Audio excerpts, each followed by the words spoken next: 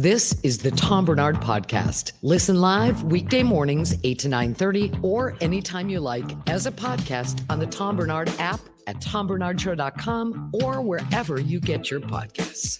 We are back, ladies and gentlemen. The day is finally here. Now, how many more days are we going to have to hear about the election before they'll stop talking? Okay. Here we go. What's 365 times 4? Yeah.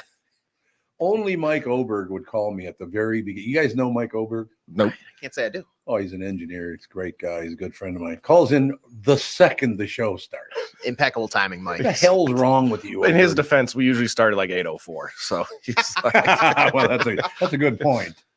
I'll call him during the break. I can't call him during the break. I can do live spots.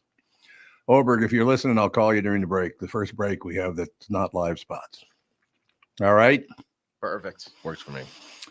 All right. We got, look at there. We got Mike Oberg calling in. We got Michael Bryant calling in. Is Mike just is that the only people you hang out with? I got to show you something. This is unbelievable. I'm not kidding you. If you go to your contacts, it's 90% Mikes. Okay. We got two Michaels. We got Michael Bryant and Michael Eberts, Pat's brother. Yes. Okay. You want to go to Mike? There's the first page of Mike. Just Mike Bilski, Mike Gelfand, Mike Jennings, Mike Lindell, Mike McVeigh, Mike Molina, Mike Oberg, Mike Weber. Well, at least he works for Hubbard. Yeah, so that's not a friendship relation. They're just solely work related. I noticed that because you brought it up before. I was like, it's not that many, Mike. Yeah, a lot of Mikes. So many Mikes. Is that a Catholic thing? Because I'm Catholic, I know so many Mikes. I don't know, but it's got to be something. We can chalk it up to a Catholic thing. Honest to God, it's unbelievable. It's amazing. In any case, I was just looking at the news. I kind of like you guys ever read that Bring Me the News? Yeah. Yeah, they do a pretty good job, I think. I agree. God, my friend started that thing. I think he sold it for a good chunk of dough, too. Yeah, it's a nice little setup they got. I think it is, yeah. Their headline, what have Kamala Harris and Donald Trump said that they will try to do if elected president? Why are you running that story today? Because today's the day. Feels like we're missing the mark. Yeah, it kind of does. That was like the surprise is coming. Let's drop it 12 hours before polls open. Like, no, if you want to make an impact, you're going to probably share that a couple days prior. I gotta figure out how I can put this. I might be able to do it this way. Okay. There's a story out this morning. Amber Alert: Brainerd man charged with murder and kidnapping. Okay, so your daughter comes home. Ready? And this is the guy she comes home with. Let's see if I can. He's scary. You see that guy? Yeah. I can tell you, based on a mustache alone, that's not somebody you're hanging out with. Well, I tell you, he did it. Flat out, It's like, you think you're dating this guy? No. You're crazy. You ain't dating this guy. You're never leaving the house again, as a matter of fact. But we do have a gentleman on the phone who I thought you said Michael Bryant was calling in. Tomato. Teach their own. Yeah, of all the mics in your phone, he's one of them. Michael. How are you doing this morning? I'm getting beaten up by my coworkers because there are two Michaels and about 15 mics in my telephone. Oh, yeah. You got Golsky and Molina, Lindahl. You got them all. So you got Molina. Big happy election day. Happy election day. So is it? They were claiming on the news this morning, because I got up early to watch the news to see what the latest take is. I know that they haven't started counting they have started counting the votes, but they're not going to report on them yet. In some states, states they started the early vote count, but in other states they can't start until today, until the polls close, depending on which state you're in. Oh God, no wonder it takes a week. Yeah, we're probably not gonna know. I'm hearing that Pennsylvania probably won't be decided until tomorrow. Georgia probably won't be decided until tomorrow or Thursday.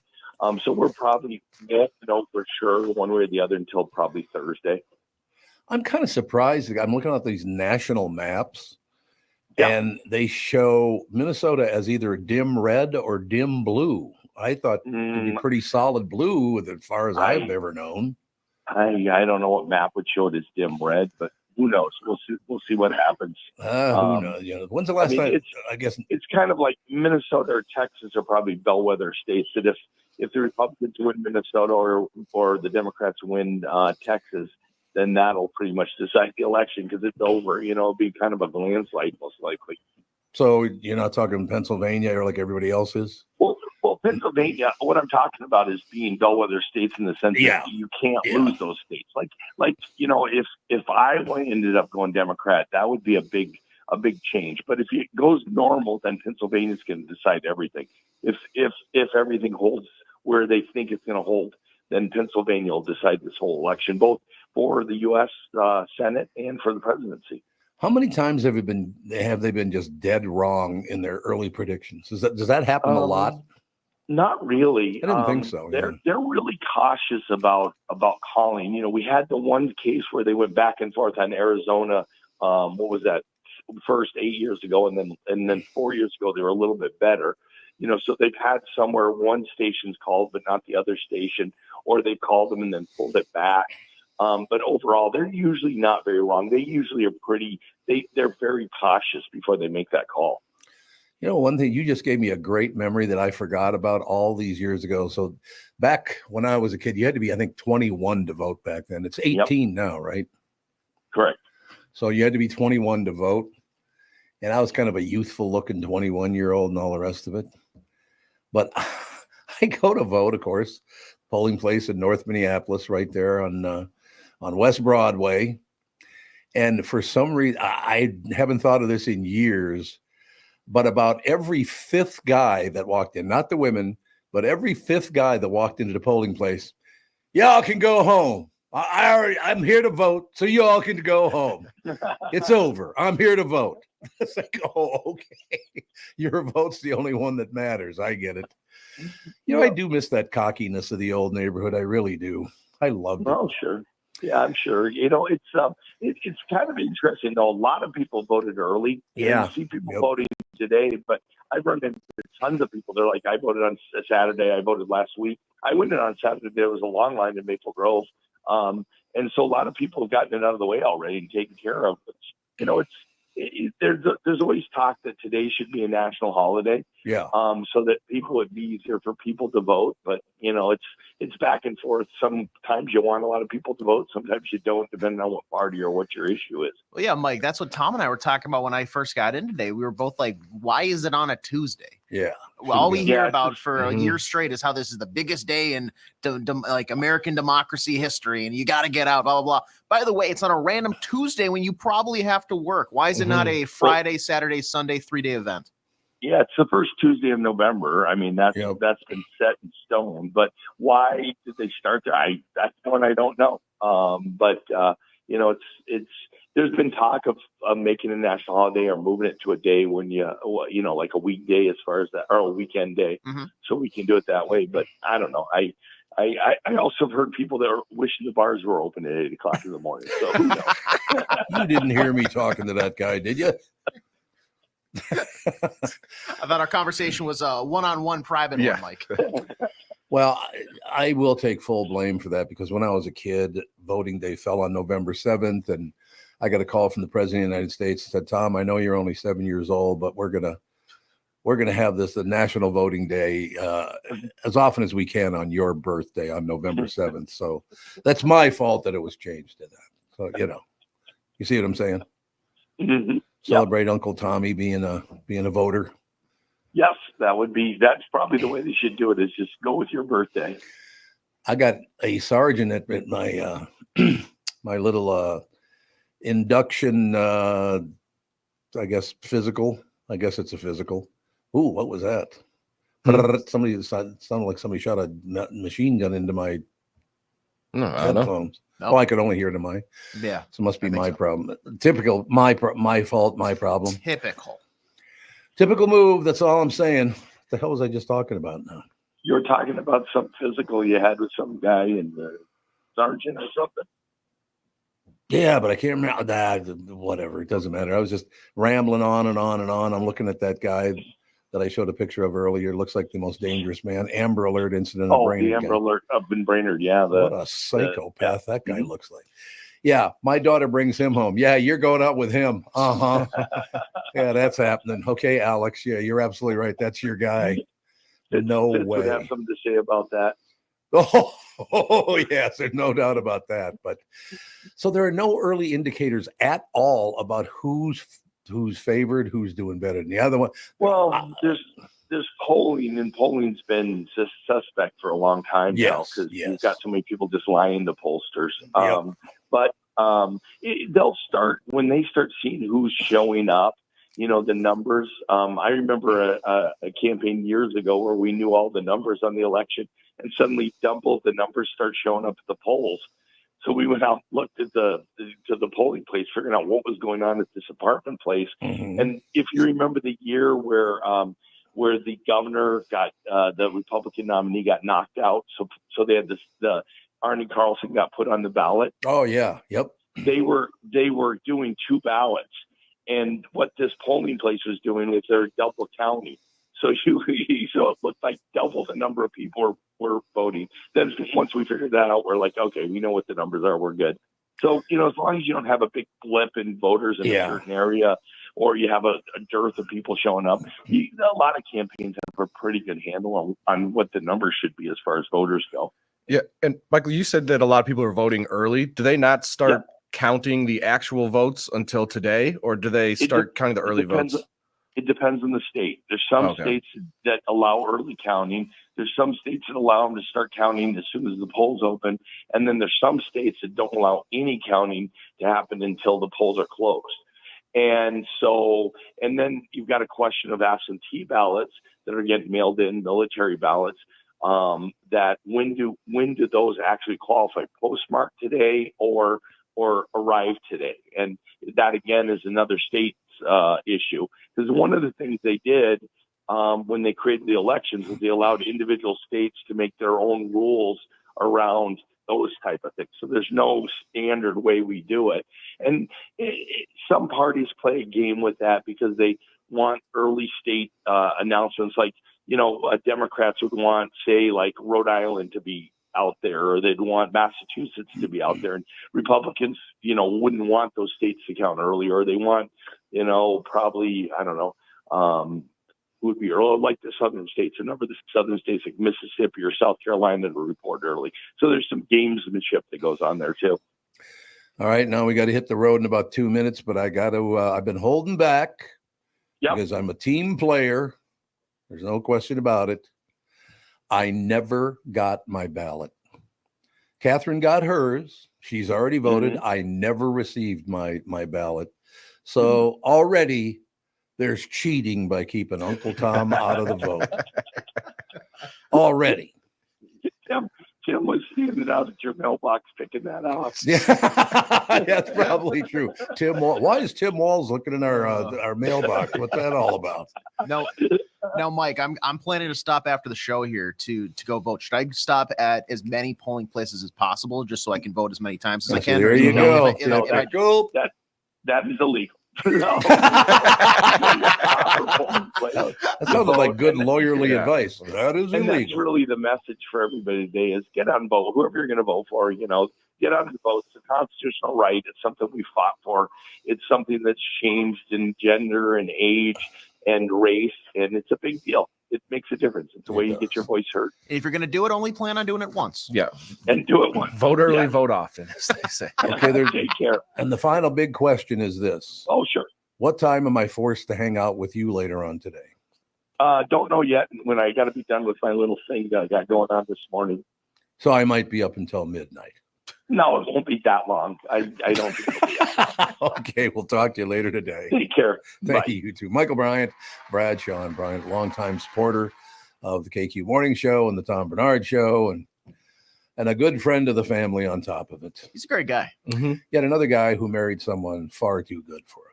You got to, similar to the Mike thing, you got to, is that a Catholic thing too? What? Guys, marrying women that are There's no question far superior than they are, including me. Is that what you're saying? Hey, your words. Yes. Not mine. Your words, not mine. There you have it. All right, we got to take a break here. We got it right back. Judd's showing up today, isn't he? Yes, I don't think he caught the bug that has hit both Ross and Phil. I think Judd is safe and sound. Phil's a sugar tit. He's sitting at home anyway. What's the difference? Yeah, he's in bed cuddled up with a book, I'm sure. I want to see him projectile vomit right on the show. What do you think? That'd be good for probably the YouTube audience. Oh yeah. Well, Speaking that's of what I'm which, thinking. make sure to go on YouTube and subscribe to the Tom Barnard Podcast page. How's that doing? Are we doing well with that? Oh, gangbusters.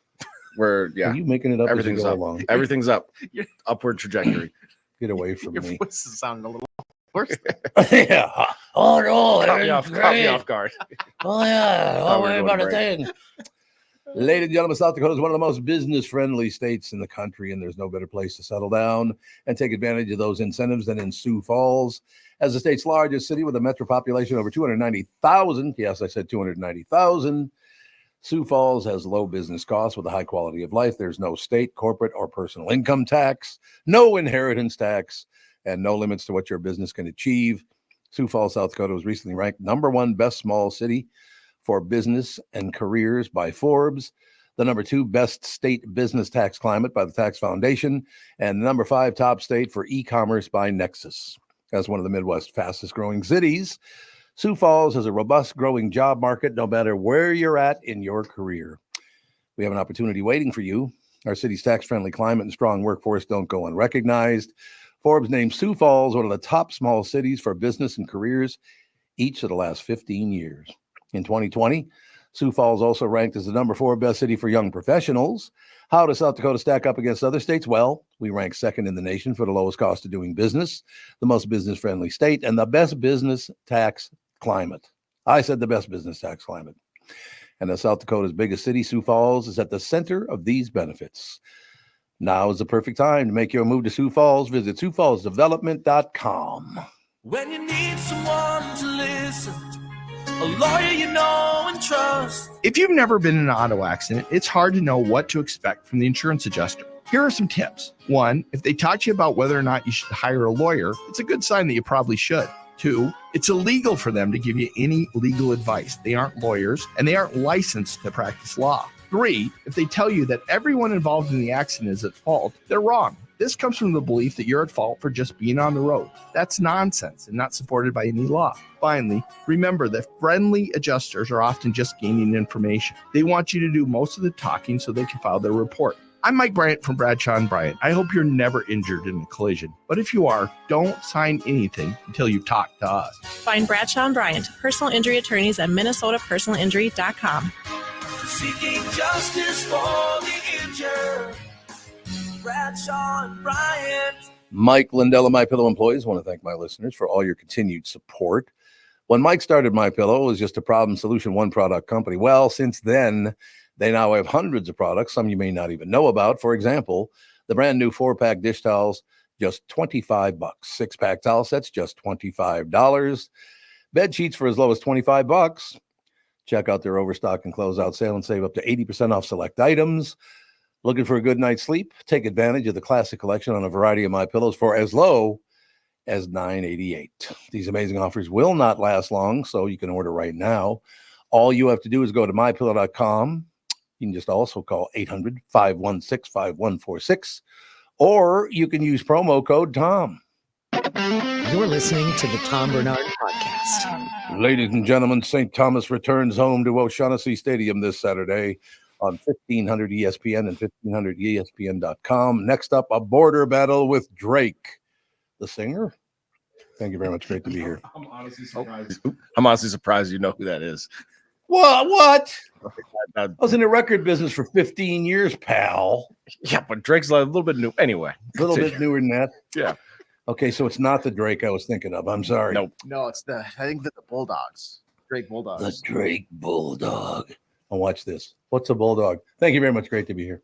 Anyway, pregame at 12:30, kickoff at 1 o'clock on 1500 ESPN. That's where my career started. It was 1500 KSTP then. Change it back. You heard me. And at 1500ESPN.com. All right. Oh, you don't even get a signal out. Go boom, and now it's time for Judd. I don't think we have one, do we? I'll produce something for next week. Yeah, I don't think there is one, Tom. Oh, good. We can do it like that. I like it. What's happening, homie? Oh, man. Everything. NFL trade deadline day, Timberwolves win. I mean, what else is going on in the world today, Tom? Well, the Vikings are 6-2. That does help. It was a big win. It was Not pretty, but a big win. Yeah, no question about it. And now you got the woeful Jacksonville Jaguars on Sunday. So yeah, the Vikings are in good shape again. Has Jacksonville ever had a winning record? Oh yeah, they have. They've had some good teams occasionally. I think the farthest they've been is to a AFC Championship game a couple times. Oh really? But much like our Vikings in a far shorter span of time, they have never been to a Super Bowl. That's very, very true, ladies and gentlemen. Yeah, I lived in Jacksonville for a while. I loved that city. It was a lot of people, Jacksonville, I mean, it's not really Florida. It's more Georgia. Yeah, so what? I love Georgia too, so shut up. I think if you're out by the water, it's great. It's nice. I think if you're in Jacksonville proper, I've been there. I would not recommend it. Well, you don't go out to the island after dark? Not big on You know what? I'm not big on here's my problem. Florida traffic.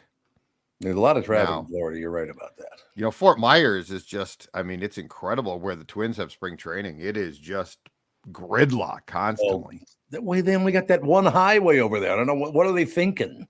I know. That's why the smart folks from here go to Naples.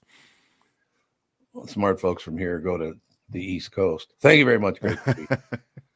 Great to be here. No, Naples is beautiful. What's the island again? Marco Island. Beautiful. Marco Island, yeah. Absolutely. That just got hit by the hurricane, right? I believe so. That's the one problem with that. Well, it's not. It's one of the many problems of living over on the west coast of Florida. The weather's nowhere near as nice as it is on the East Coast. I don't want to say it's new. There's always been hurricanes. Yeah. But the amount of them on that side is new, right? I do not remember. This is like, yeah. I mean, they got hit twice. Yep. How'd you like that? Bad. The other thing about being on the East Coast that I love, because you have to remember when I took that job at KQ, I was living in New York City. Right. Oh, I loved living in Manhattan. It was wonderful and all the rest of it. Plus the fact nobody has, hey, listen, you over there, go F yourself. I miss that. You know what I mean? Yeah. People go screw Are you kidding? I love it. I don't feel like I fit in anymore. Yep. Well, that's because the aggression is it fills you up with like a cup of coffee. It's like caffeine. The aggression is just I think it's great fun. I'm with you on this. Who's the one that the guy said? God, I can't. When I first got there, I can't remember where it was. I think it was at a restaurant though. I'm walking by and this guy's staring at me, right? This guy, I'm just walking by his table and he keeps staring at me. And I'm like, oh, well, I'll engage guy. What the hell? Hey, how you doing? He looks up at me and goes, familiarity breeds contempt. Oh, okay. What the hell? Familiarity. I've never heheard that word before. Yeah. But I didn't know I breed contempt by walking by your table. I mean, were you somehow like walking very aggressively? Like it's not like that. Probably. But they do stare there. They do stare. Like on the subway, you will look across and there will be, and I'm just saying like an ordinary Joe will just be like eyeballing you, which here, nobody does. Everybody looks down. Now, the other thing I got to mention is that's not the only time I ever heard that word pronounced that way, because a cab driver said the same damn thing to me. Oh, familiarity. Okay. So apparently familiarity is very popular on Manhattan Island. I sort of like it. Yeah, works. It's growing on me now that you're saying it. Absolutely. No question about it. So we got to have, we need 9 more wins out of the Vikings. They're at 9. No, they're 6-2 right now. 9 wins would be incredible. I think if they get 6 more, you're 12 wins, you're extremely pleased. Yeah, I would think so. Extremely pleased. Now, Detroit, which is in their division, is the best team in the entire league. So I think Detroit beat them here. Detroit's a game up. Yep. I think Detroit's going to win the division, but I mean, at the rate that the Vikings are going, and with their opponents coming up, I think that they would have to massively screw things up, not to make the playoffs. But I could I mean, at the rate they're going, I could see 6 more wins, 12 wins. Mm-hmm. I mean, 13 would be fantastic. So 9 12. would be off the charts. That Yeah. would be what, 15 wins. That would be off the charts because there's 17 games now, not 16, but still Right. that would be phenomenal.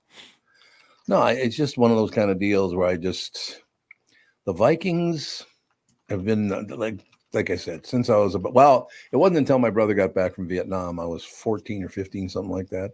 Mhm. And he was big into the Vikings. He was following the Vikings in Vietnam. Now that can't be too easy to do, I wouldn't think. Not then either. Like now, now you can actually follow teams anywhere, right? Yeah. Back God. then, oh my God, no. Very, very difficult. No question about it. Interesting. But yeah, I mean, the Vikings 6-2. I'll take 6-2 to start every year. Works for me. Mm-hmm. Oh God, yeah. Especially for a team that the Vegas odds makers put them at 6.5 wins on the over/under. Did they really? Yeah, they were 6.5. They weren't expected to be good. No, everybody thought Sam Darnold was going to be terrible. Like last year, our defense wasn't that great. So they're like, oh, it's going to be another down year for the Vikings. And then we just came out the gates and said, yeah, F you. Now we're on top of the world. Oh, we did that? I thought we were going to be terrible. Well, you might be careful about that. Top of the world might be a little bit much, but they're feeling pretty good about themselves. Mm-hmm. Yeah. Well, I could see why they would. 6-2 works for me. That's like I said, look, those 2 losses were not pretty. There's no question about that. And maybe they should have only lost one of those games, but sure. But hey, look, 6-2 is 6-2, right? Yeah. Well, and the thing about this league too is how the Vikings started is not the norm. They blew out the Giants.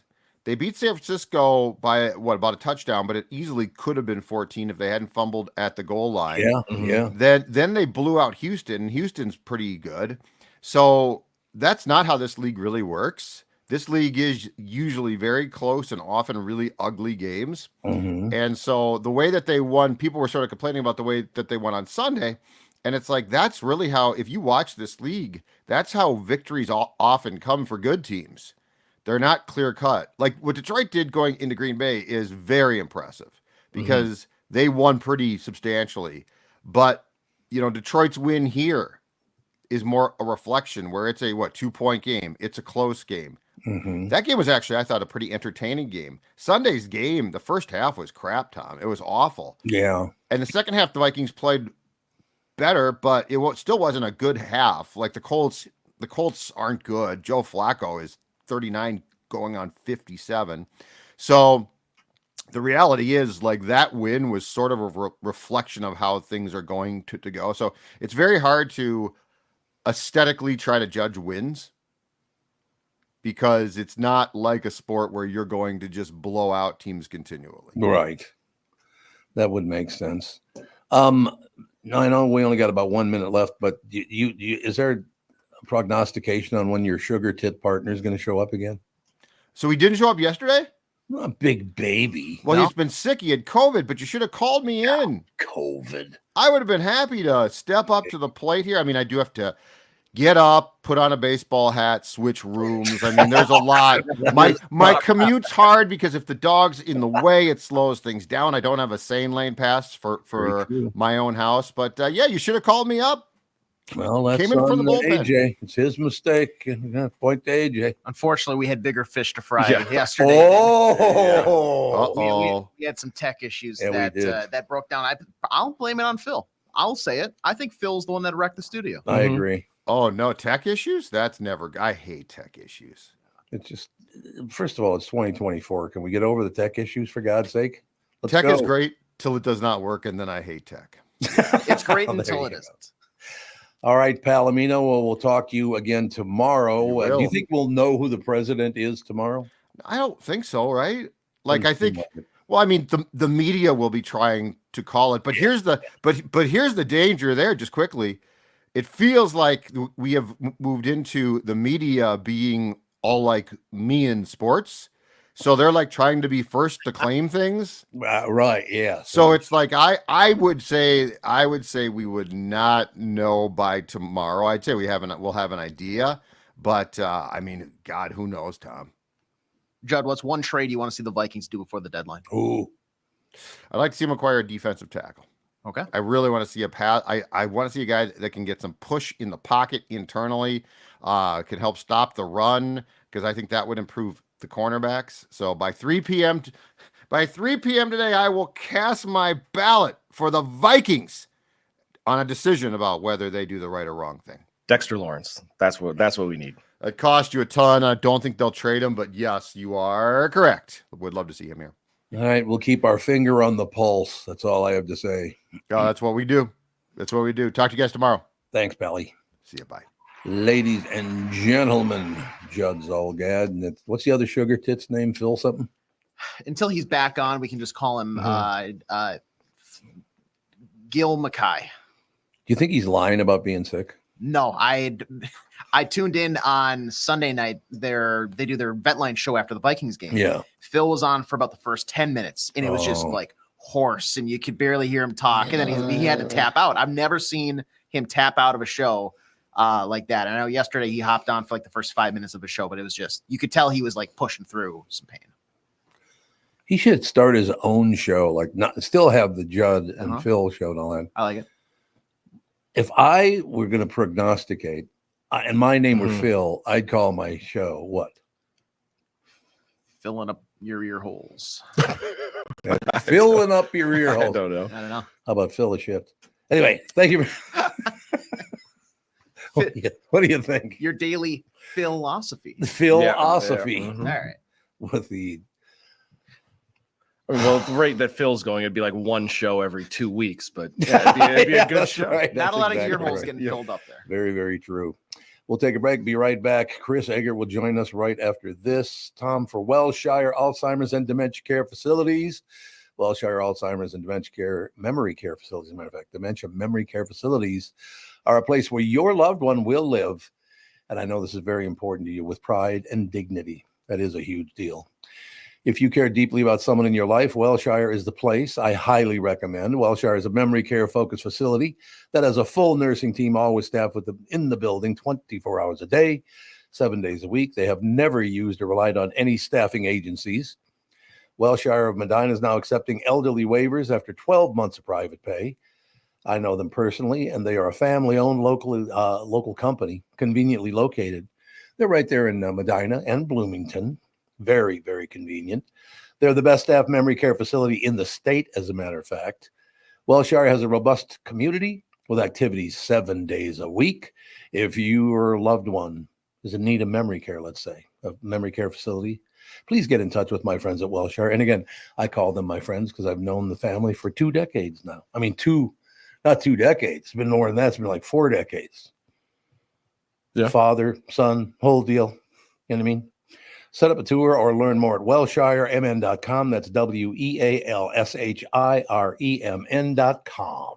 The past several years have been the craziest in the history of the car business. The pandemic, supply chain, and chip issues, all causing extreme inventory shortages that led to, well, predatory pricing. Some dealers charge thousands of dollars over MSRP. We never played that game. I'm Jim Paul of Valley Buick GMC. We knew that would leave a bad taste in a customer's mouth. More importantly, from an integrity standpoint, it was just wrong. So what about the current market? You know, inventory and pricing. Valley has their best inventory in years. Really all the Buick and GMC models. Even the previously hard-to-find Yukons, HD pickups, and Hummer EVs. Plenty of deep discounts. Many with factory rebates and low-interest financing. Then it's a good time to buy? It's a great time. We're welcoming our previous customers back, as well as anyone else that felt the treatment just didn't feel right the last time somewhere else. Valley Buick GMC in Apple Valley and Hastings, or valleycardealers.com. Car buying without the bad aftertaste.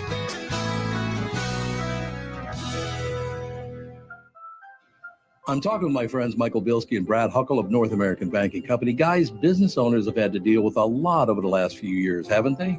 They sure have, Tommy. We pride ourselves on being able to help our customers with the challenges they face. Our business bankers are experts and are always ready to help our customers capitalize on opportunities and solve problems. Loan decisions come quickly because they're made here in the Twin Cities and not shipped out of state like at some of the national banks in town. This allows our customers to expand their businesses with confidence, knowing that they have our team of experts in their corner. Okay, so now you give me this big thing at the end. Way to go. Well, you are the professional. Oh, I forgot. Look, I know Brad and Mike, and I trust them with my banking. They've personally delivered on everything they've just said. So why not bank with my banker? North American Banking Company, a better banking experience, member FDIC, equal housing lender. You're listening to the Tom Barnard Podcast. Channel 5's Chris Egert is brought to you by Mr. Money Talk, Josh Arnold. Call Josh today for your free 48-minute evaluation at 952-925-5608. So, Chris, I want to file a federal lawsuit. I never did receive my ballot to vote, and I'm not happy about it. Did you ask for one? Yep. Catherine got hers. I did not get mine. Really? I think she was trying to cancel me out. You think she lied to me and said, oh, yeah, I had them send you one, too. That's interesting. Yeah, got to shut up, Tom. That's all there is to it. Got to just dial them way back. Is there any way you can go back and retrace that you filled out whatever form it was or whatever to have it sent out to you? Catherine's got them. So if your guy or your woman loses by one vote, it's my fault. So go ahead, Teb. Sorry. Oh, no, I was just saying it was going to be like that movie where like there's that one last guy to vote and he lives out in like a trailer. Oh, yeah. That's going to be Tom. They're like, we didn't send him his ballot. It's still sitting here. No, what was that one movie where it was like swing vote and it was just one swing vote. Yeah. One guy. Yeah, that's the guy. Yep. Yeah. And you're just going to have every affiliation political trying to like wine and dine Tom because the country's at a pure gridlock, dead heat, and Tom's the one deciding vote. Wait a minute, how'd you guys know that I'm living in a trailer behind the house now? How'd you know that? Well, Catherine said you were mouthing off a little bit. Yeah, you got a little mouthy the other day, Tommy. Exactly. It's that trailer park right there in downtown Wayzata. You guys have probably driven by it. The trailer park. That's exactly right. Love it. There's no question about it. So are you not? So you're going to just go to the elections office, or you're going to go to your local polling place or whatever? Then I cannot because I have to vote in Florida. I can't vote. It's Minnesota. If you have a pulse, you can vote in Minnesota. Oh, that's cold, man. That's not good news if that's true, and I think it is true. It's very true. I think all you'd need is a piece of mail to prove your official mail, like a utility bill and driver's license. And I do have a driver's license. I don't even think you need that, do you? Nobody shows it anymore. They just show up and you vote. just show up and you go, I'm here, and they hand you a ballot. How did our elections ever get so screwed up that you don't even have to? I know it's a little more complicated than that, Tevin, but I do know I do know this state does make it very easy for you to show up and vote if you can prove your identity. If you prove your identity, because like when I show up, so you've got a bill. Evan Pittman, and then they go, all right, and then they like check their little computer and. Here you go. Like you don't have to. I never have to show them an ID. I guess. Well, yeah, but the last time I was there with you, and the one woman turned the other one. God, Tevin's actually shown some initiative here. When did that happen? Yeah, it's about time. Like I'm only here because my girlfriend dragged me here. Yeah, there you go. It was next to Chipotle, so you figured. I was like, this isn't the line. I'll take extra queso. Hey, did you guys talk to Josh? Josh Arnold's going to be on today. Get him to say the name of that store when he's on. Yes. You ever hear him say that before, Chris? Chipotle. Yeah, Chipotle. He doesn't say Chipotle. He says Chipotle. Oh, that's funny. You know what's funny was because we've always like jokingly called it Chipotle or I don't know whatever ever since Chipotle. And it'll come up in the news from time to time, and I have to like think about how to say it the right way because I never actually say it the right way. I was like Chipotle. Not Chipotle. Anyway, that's funny. Chipotle. So what's big in the news? Anything we should know? So you guys are absentee voting as Florida residents. Is that how that works? Mm-hmm. Yes.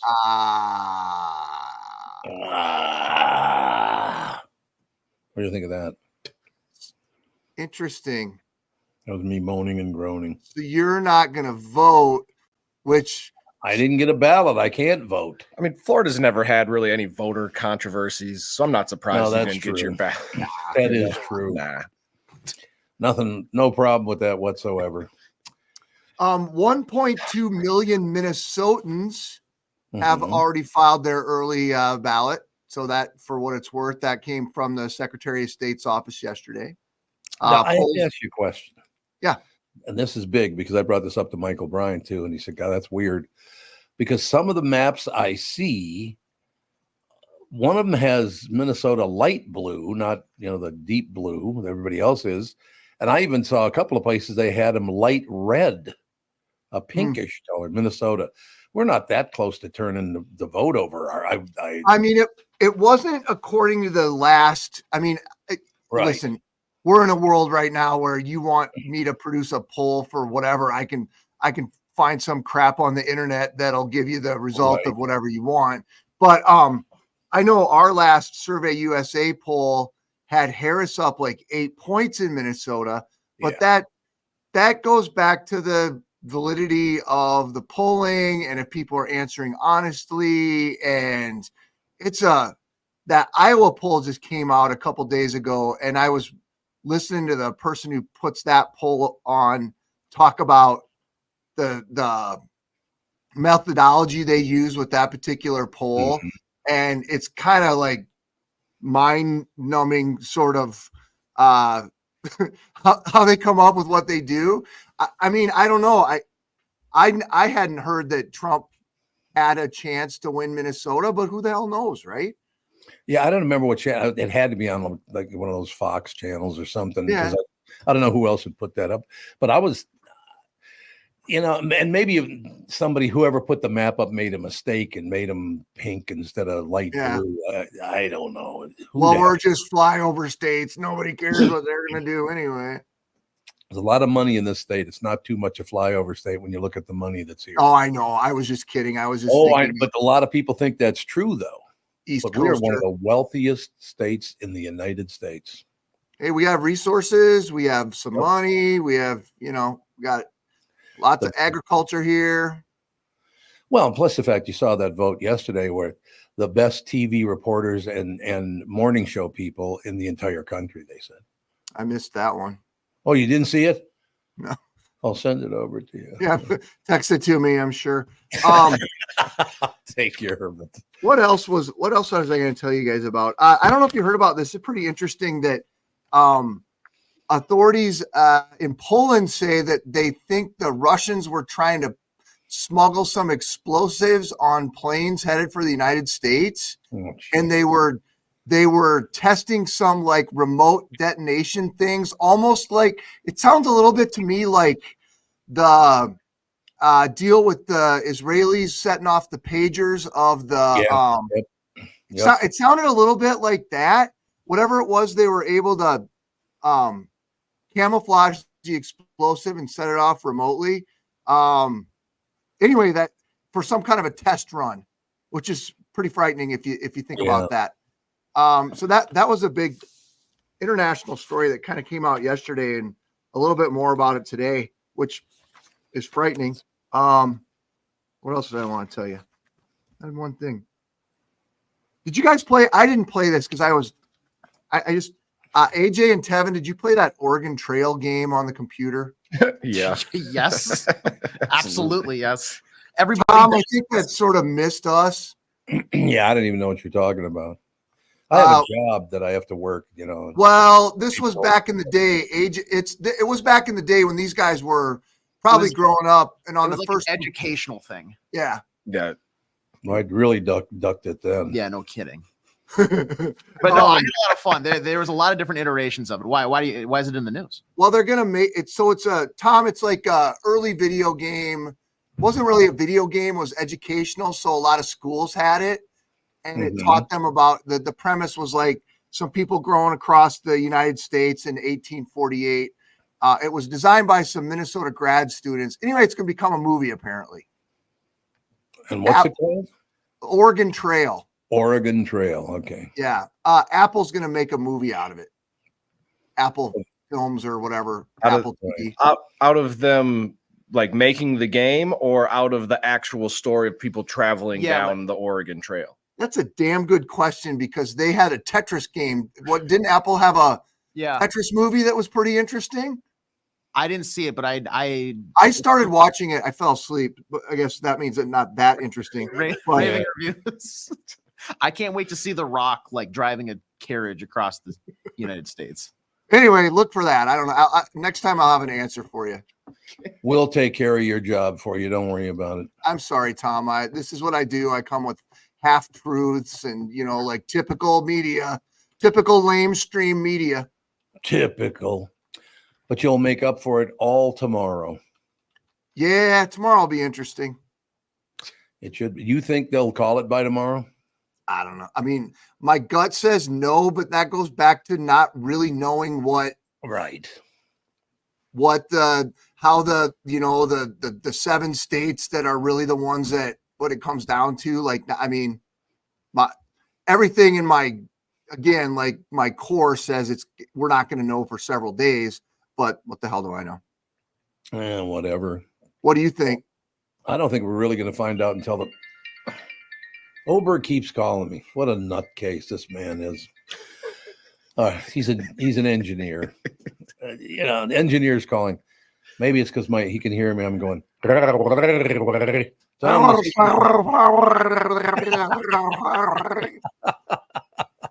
All right, Pally. We'll talk to you tomorrow. God, I might throw up if you keep doing that. Bye. Talk to you later, Pally. Channel 5's Chris Egert, brought to you by Mr. Money Talk. Josh Arnold. Call Josh today for your free 48-minute evaluation, 952-925-5608. We shall take a break. I can return a phone call. There we go. And we'll be right back. What do you got? News up next, right? We're just going to schmooze a little bit until Mr. Arnold joins us. I like it. That works for me. All right, we'll be right back. Does thinking about retirement make you uncomfortable? Sometimes the anxiety for wondering if you saved enough can be overwhelming. But what if I told you that you could ease those tensions in just 48 minutes? My guy, Josh Arnold, Mr. Money Talk, can sit down with you and get you on the right track for your financial future. Josh has navigated it all when it comes to uncertain market and economic conditions, and he'll always provide straight talk. Never sugar-coated advice on how to reach the finish line with your retirement goals. Don't let your financial worries give you an ulcer or keep you from calling Josh right now. His 48-minute no-obligation consultation could be just what you need to feel better about your future. Call Josh today at 952-925-5608. Set up your free 48-minute no-obligation consultation. That's 952-925-5608. Investment services offered by Josh Arnold Investment Consultant, LLC Security Investment Advisor. Past performance is no guarantee of future results. All investments must involve risk. You know that. All comments and opinions of Josh Arnold's do not constitute investment advice. I am a paid endorser.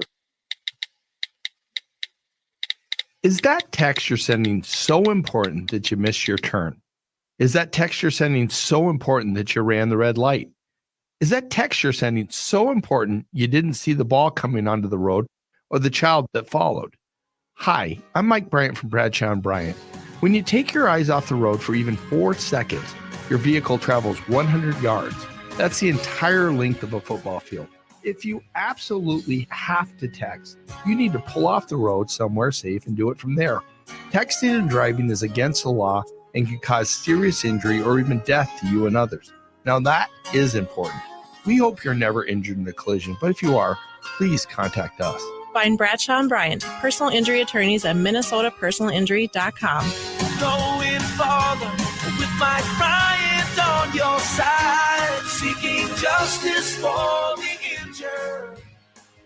Bradshaw & Bryant. Mike Lindell and MyPillow employees want to thank all our listeners for all your continued support. When Mike started MyPillow, it's just a problem solution, one product company. Well, since then, they now have hundreds of products some of you may not even know about. For example, the brand new 4-pack dish towel sets, just $25. 6-pack towel sets, just $25. Bed sheets for as low as $25. Check out their overstock and closeout sale and save up to 80% off select items. You're looking for a good night's sleep? Take advantage of the classic collection on a variety of MyPillows for as low as $9.88. These amazing offers won't last long, so order now. Just go to MyPillow.com or call 800-516-5146 and use promo code TOM. This is the Tom Barnard Podcast. Yes, it certainly is, ladies and gentlemen. What do you think? I got to get this off of my screen. I see that guy staring at me that killed those people in Brainerd. Why do I leave that stuff up? The guy's staring right in my face. Get the hell away from me. I thought you were talking about you have the big monitor in front of you that has everybody's. Yes. I thought you were talking about like something on there, and I was like, who looks like they want to kill you? But okay, that makes more sense. Well, both of you. Both of you guys do. No, you brought donuts today. So So I'm covered for today. Covered for today. We'll see about tomorrow. Tomorrow's up in the air. You tried to set that up so then he was chugging out of that thing so he could vomit up all the liquid. Yep. It's all true. So with anything happening in the news that's really important other than this psychopath that killed more people, murder, kidnapping and murder. What a great guy. Yeah, if you're going to do one, I guess go for a trifecta or rack up the felonies, might as well. I have a question for you guys. Have you ever been so angry at someone you wanted to kill them? No, I get so angry that I never talk to you again. Yeah, there you go. That's it. Goodbye. Yeah, I just when you said never talk to you again, why'd you look at me? I don't know, because I got to look at somebody. Oh, so I'm the last choice. Yeah, Is that what you're saying? I mean, you, and then I'll look at AJ. Nice. Let me get this knife out of my back before we continue the show. He already told me that yesterday when we were walking out of the building. So it's only. Yeah, AJ was like, I'll see you tomorrow. I was like, if I have to. It's like, I never want to talk to you again. I suppose that'd be great. Unbelievable. Well, in any case, one way or the other, it'll all work out in the end, don't you think? Yeah, I think so. Yep. Yeah, we got the Amber Alert incident. Brainerd man charged with murder, kidnapping. Melrose firefighter injured when flaming bale falls on him. Ouch, Jesus. Yeah. That's not good news. Where's the good news section? They got one on here? I saw this trend that popped up recently.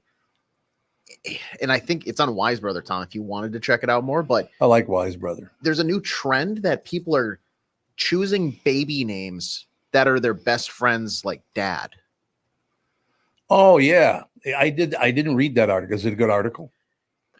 I think I don't know. Article wise might be okay, but I think it's just a dumb trend. Like, your best friend's dad, you're gonna take his name and name it after, and apply that name to your new kid. I don't know if that's always the smartest thing, because how well do you know your best friend's dad? Well, and like, why? Like, you can't come up with your own name, and then like when someone goes, "Oh, you picked the name Tim." Oh yeah, well, my best friend from high school, his dad's name is Tim. Yeah. Okay, and like, what? Did he? Was he? Like, were you super like close with him? Oh, not really. I mean, I just hung out at his house quite a bit, but like I never really interacted with him one-on-one. Oh, okay. So, well, I just realized something that because Andy, my son, is named after Andy Fisher, who was my best friend growing up as a kid. Yep. Unfortunately, because he's from North Minneapolis, he's no longer with us anymore, like every other friend I've ever had, except for like two of them. Did he pass away before Andy was born or after? No, after. After, okay. So Andy did get to meet Andy. But thinking about that, Andy Fisher was Andrew Joseph Fisher III. So actually, he was named after Andy, Andy's dad, and Andy's grandfather.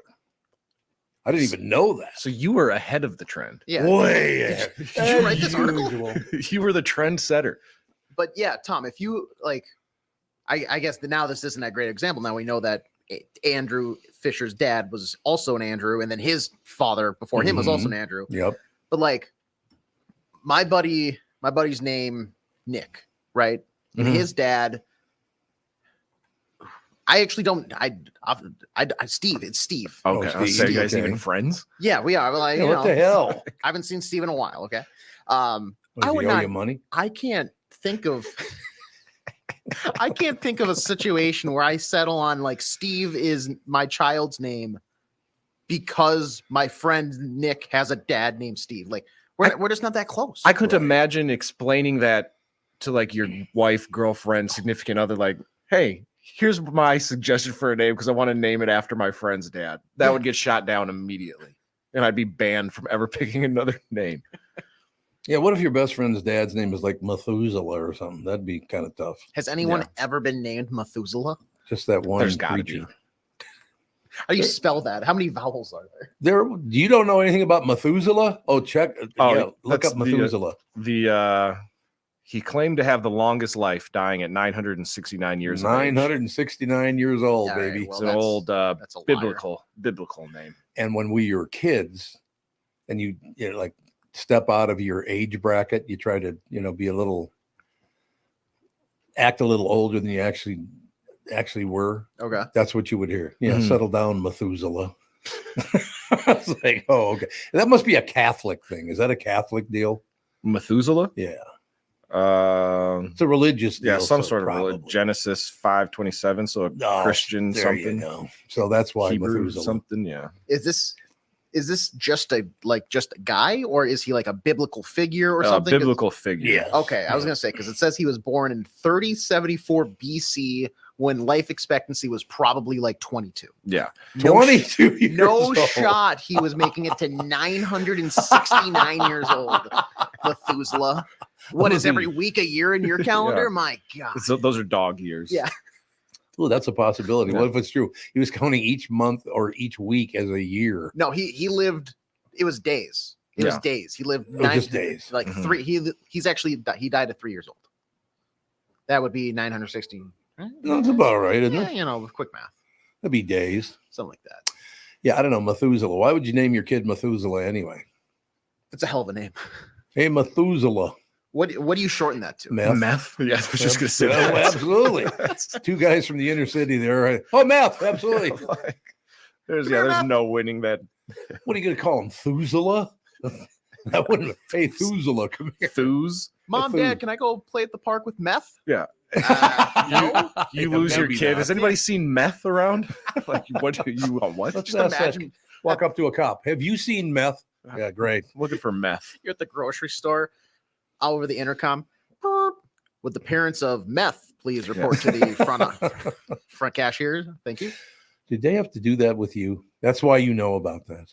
I feel like that's I'll get lost at a department. My brother got lost at a department store. once. Really? Yeah. He like snuck out for some. He was like by the snow blowers. For some reason, I remember that part. But No yeah, blowers. I don't know. It was weird. We were in like a Well, that's Wisconsin. Wisconsin, yeah, like outdoors type store. Would you Oh. ever hide in the rack of clothes? yeah, the rack of clothes. Yeah, Yeah. absolutely. Andy used to do that to Catherine all the time. Well, yeah, He you was know, dumb 2 minutes just enough un- to scare mom, and then Yep. it's like, hey, I'm right here. Except she said, Andy, you did have a give. You gave it away. What was that? What was that? I could hear you giggling. It's like I couldn't see you, but I could hear you. So, it was one of those deals. My best friend's dad is the hot new baby name. That's what you're talking about? Yeah, that was what I was bringing up. Yeah, I mean, that's a hot new baby name. I love hot new baby name. That sounds like it's the hot new trend. Like everybody's doing it. Yeah, Yes. and the Okay. hot new baby name is just the popular names from like 2 generations ago. Paul, Yeah. Roger. Okay, I need you to. Did you look at all of the complete sheet today? No. Okay, because I want to ask you guys both something here. Mhm. Okay. What trend died so fast you can hardly call it a trend? I would have no idea what that would be. No, there's so many things that come and go that I Yeah. feel like I wouldn't know. Chain wallets. What's a chain wallet? Oh, you mean with the chain on the wallet? Yeah, like That's a country thing, isn't it? oh, see, I thought it was like a fashion thing or like lanyards. Or maybe almost. it is. Oh, lanyards. Yeah, Yeah, it's lanyards like, used to be very popular. Sir, your pocket is where you keep your wallet. You don't need to attach something to your wallet so that it can stay like more attached and you're like walking a dog. That I don't know. I've always thought that was dumb, but I also Mhm. remember that being a thing for like a month. It was a month. That was Somewhere in hyperbole. there. All right. So it seems like there are constantly new trends that are supposedly happening everywhere, and they're spreading like wildfire thanks to social media. But some of those trends seem to disappear just as quickly as they arrived and are less like a wildfire and more like a match when you're trying to light birthday candle. That went on way too long. Yep. Yeah, run on sentences. We Run love on it. sentence. Okay, here we go. Someone asked recently, asked the internet, what trend died so fast you could hardly call it a trend? They got 10 of them. Well, they got 15 of them. Jeez. We can run through them quick before we get to Josh Arnold. That's true. Okay, so these are trends that died very quickly. Of course, number one would be number one. Mhm. So we start with 15. Whatever very mindful, very demure thing was a few Oh. weeks ago. Yeah, some lady on TikTok said demure, and then Demure, yeah. everybody started saying it, but now nobody says it anymore. I don't think most of the people don't know what the definition of demure is. I'm one of them. Would be, think of a demure would be kind of a classy looking woman, I suppose. A way to describe her would be Yeah. demure. Reserved, modest, and shy. Typically used of a demure. woman. Yep. Usually used on women. Live Strong bracelets. Oh yeah, the Lance Armstrong, like yellow Oh, cancel that's bracelets. right. Yep. Since he started cheating, then he took off the bracelets. Yeah, it's Crazy that the steroids will do that. Yep. Exactly. Google Glass. I don't even know what that is. Nope. And Google Plus. I think that's like glasses where you can wear those the glasses, the Google glasses. I will say trendy, but also I think we're not quite there yet because it's not readily available to like every single American. Oh, okay. I think at a certain point we might get to there, but right now it'll be like having a phone on your face, basically. Number 12 is NFTs. Oh, God, I'm so glad thank God those are done. So glad those are dead. They're essentially just like online art that people would make, but you would sell them for like, So what's NFT stand for? Non-fungible token. Oh, fungible. Yeah, that's Fungible. right. Non-fungible token. Okay, yeah, I remember that. Do you like art that you don't actually have? That's an NFT. Oh, okay. There you go. One thing I would never spend a lot of money on would be art. I'm sorry. Yeah. You tell me the difference looking at a picture if it costs $10 or $100,000. The average person couldn't tell you. No, and there's so many forgeries and stuff like that out there on the market. It's almost impossible to know if you're buying something authentic. Very true. Yeah. Number 11, the 90s had some unexpected music trends. There was swing music and the Benedictine monks of Santo Domingo. I've never even heard of this. Nope. Wait a minute. Their full name, it goes on 2 lines. Benedictine monks of Santo Domingo de Silos. Looks like they were rock stars for a minute. What the hell? What did they sing? It took longer to say their name than it did for their fame to last. Yeah. Number 10 is the Flappy Bird game. I have no idea what that is either. Oh, I think, was that the one where you You press the tap. button and it goes up and then it comes down? You got to avoid. Yeah, it was just a stupid online game. Stupid. I would say that is now like a modern day Pac-Man in a sense, though, because it's at like Dave and Buster's. They have like Flappy Bird games. Sure, yeah. So I don't know if that one died necessarily. Okay, now here's one I do understand 100%. Segways and hoverboards. Yeah, hoverboards were here and they were hot. They were for hot. 2 months, and then everybody got them for Christmas, and we're like, yeah, we're done with them. Yeah. I remember Scott Jameson, who was the PD over at KQ, who was the last PD who liked me. But in any case,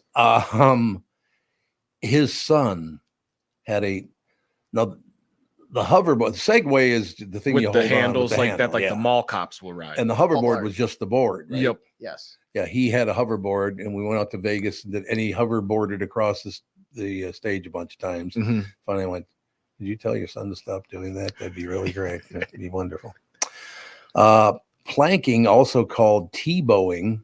Actually, 2 different things. Yep.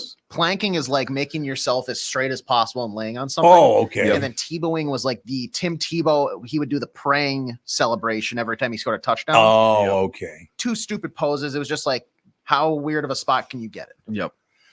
Backwards close a la crisscross. I don't know what that means. Crisscross was a music group. Yeah, I forget what there was. A jump. Everybody just jumped, something like that. Jump. Yeah. Look at crisscross will make you jump. There we go. Look at you. Yeah. So what do they mean by backward clothes? They wore their clothes backwards. That was like the cool thing to do. God, you're trying way too hard. Yeah. To be fair, I think they were like 13. They were 13. 12 or something. They were when like made kids. this. They were Yeah. kids. So it was Okay, probably a promotional thing by their studio, but very dumb nonetheless. Number 6, anything from Spencer's, selfie sticks, fidget spinners, and salt lamps. I don't know what any of those are. Fidget spinners. Yes. Oh my God. they go It was fidget like a ball bearing that you could spin it just spun. Oh, it's the one that floats? No, it was like a No, little handheld not even thing, that. and then it had like 3 prongs, and then you just spin it and hold it. There's It was gotta be one in a trunk somewhere in my house. I can. it find. was originally made for kids with like ADD or ADHD to like keep them from like messing with stuff, but then like Got too quote old too unquote fast. regular people, I guess, got a hold of it, and everybody had one. Number 5, flash mobs. Flash mobs were big in like early YouTube. Mm-hmm. Nowadays it's just like, get out of my way. I have places to be. Yeah. Flash mob at what? So like me, you, and AJ would get 30 people. We'd go to Mall of America. We'd all kind of be walking around, and then we'd meet at the Best Buy Rotunda and just do a surprise choreographed dance, and then just leave. Like somebody would play a song, like it'd be like Crisscross, and we all do a choreographed dance. Yep. Gangnam Style by Psy. Oh yeah, the Gangnam Style. Opam Gangnam Style. He was he on American Idol? And he was a terrible singer, but he had this super popular song. No, two completely different. Those are just two different Asian guys. Okay. Oh, they all look the same to you. Sorry. Is that what you're saying? I'm racist. No, Gangnam Style was like, it's actually still, this guy is like he's like a shrine in South. I think he's South Korean. Still very popular over there. Just, his music doesn't translate well to the European and North American audiences as well now. There you have it. Number 3, when there were mustaches on everything. Oh, people used to, you find like 2 holes in a wall and you'd put a mustache under it because it looks like eyes, or people, usually girls, would get a mustache tattoo on their finger and then they'd like hold it up to their lip. And that is like the most millennial brandish thing I've ever seen. Like, oh my God. Yes, I know exactly what you're talking about. Number 2, when the poop emoji was on everything. I don't remember that either. I know what they're talking about. It's a pile of turds with eyes, right? Yes. Yeah, and I don't remember really. I don't remember it being, I don't either. I don't. Number 1, though, would be back in the 90s when some kids were walking around with pacifiers in their mouths and hanging around their necks. I do remember that. See, I don't remember that at all. What? Well, you're too young. I missed this one completely then. Yeah, when some kids were walking around with pacifier. Yeah, I mean, you'd see guys in North Minneapolis like sucking on a pacifier. Jesus, what the hell are you doing? What's wrong with you? What? I mean, honest to God, who are you, Josh Arnold? That's I'm my trying to get him segue on the right phone here there. right now. God damn it! I was hoping he was already on hold. I was hoping he was on hold so he could come on and attack me verbally. We have to take a break anyway, so we got 3 minutes, so that'll be fine, right? We could probably just go right to Josh. Well, if you want to, we can do whatever you want. Yeah, give me 1 second. It's ringing right now. Works for me.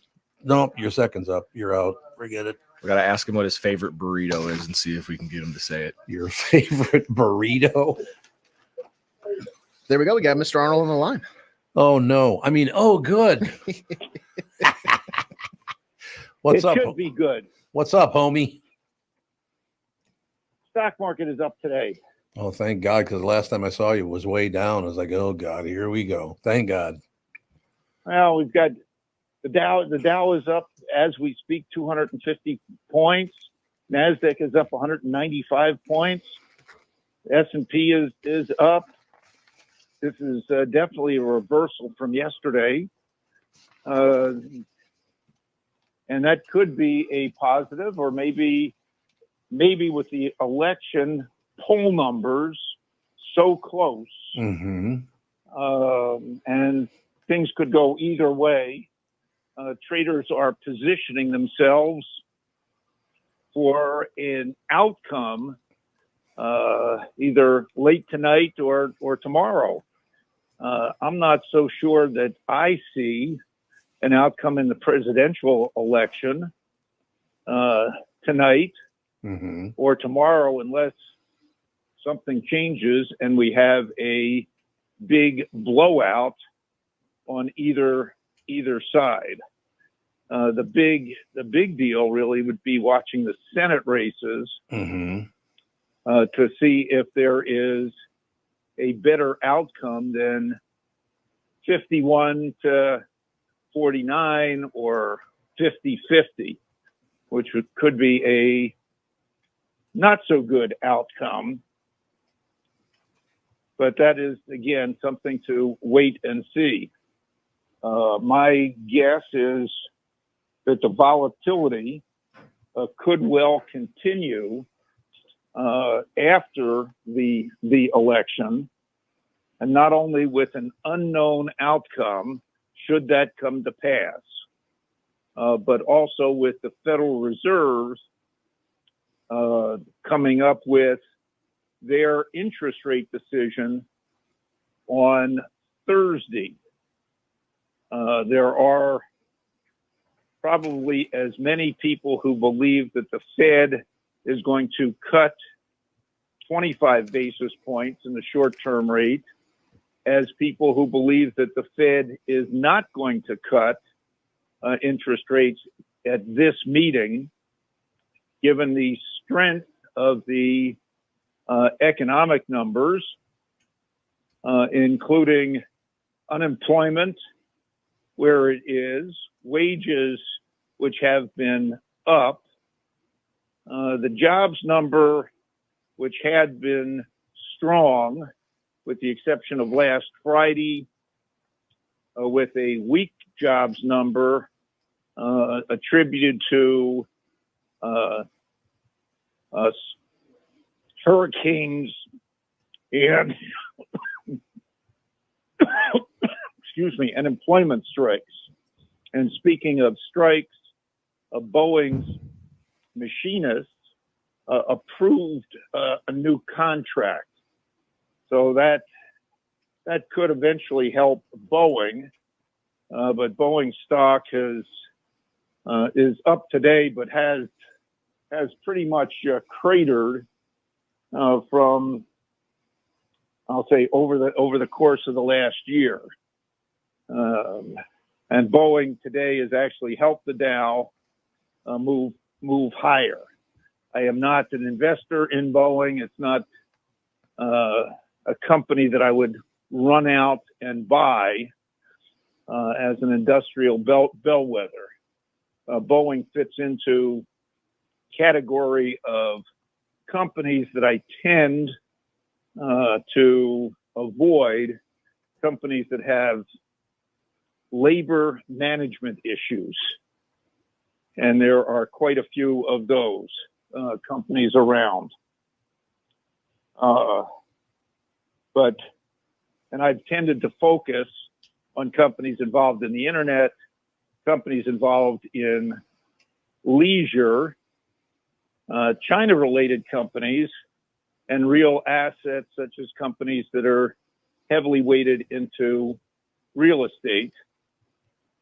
And that, I'll say, that focus has proved over time to be successful over a long-term basis. Now, that's not day-to-day, but over a long term, that's proved to be pretty successful. The bigger movers and companies involved in the internet, which continues to grow, and we're probably now considered on Internet 3.0, which with the development and eventual use of artificial intelligence or generative artificial intelligence. So this involves companies in the semiconductor space, such as NVIDIA, which was recently added to the Dow Jones to replace Intel, which has continued to lose market share and lose share value. Intel stock, despite reporting better than expected numbers last week, is down at $23 a share from $55 at the beginning of the year. That's a pretty significant drop. NVIDIA, on the other hand, has moved up and is one of the market leaders and could, at any given moment, at least today, be the, we'll say, richest company by market capitalization, or it could be favorite Apple. So NVIDIA has really accelerated in value this year and is still a leader, but it is still a very expensive stock on both a price to sales and price to earnings basis. And it's one of those companies that I do believe a lot of people own. So share gains going forward might be tougher to come by than they have in the past. Second place in the semiconductor space in providing, we'll say, picks and shovels for generative AI currently is Advanced Micro Devices. Their stock is down from their recent earnings report, where analysts said, "Oh, yes, you're doing well with data centers. Yes, we can see you expanding with generative AI, but your legacy business going to personal computers and gaming computers is not doing as well. So we don't like you. So they got knocked down from $160 a share a week ago down to $140, but they've rebounded a little bit today.